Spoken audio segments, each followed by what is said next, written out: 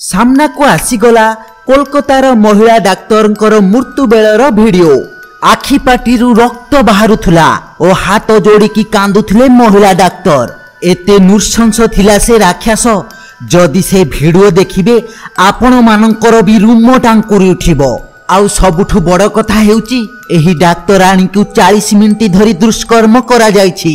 मौमिता हाथ जोड़ी जोड़ी कांदी कांदी से राक्षस पाखरे गुहारी जणैथिले, हेले से राक्षस मौमितांकर कौनसी कथा को भी शुणी नथिला। हेले दर्शक बंधु एबे सुनिबाकु पाउछु सोशल मीडिया रे भाइराल होतबा वीडियोटी संपूर्ण मिछ। किछि चैनल मानकर एई वीडियोटी को भाइराल करा जायछि। से जहा भी होना काहेकि एही परि कुकर्म करुथुबा व्यक्ति को कठोरु कठोर दंड मिलिबा उचित। हाँ दर्शक बंधु एही फेक वीडियो रे मौमितांकर रियल फोटो को जोड़ी सोशल मीडिया रे भाइराल करा जायछि। देशर कोण कोण रे मौमितांको पाई आवाज उठुची। तेणु दर्शक बंधु साधारण नागरिक हिसाब रे आमर मध्य कर्तव्य अछि। आमे मौमितांको पाई आवाज उठेबा और तांको जस्टिस दबा।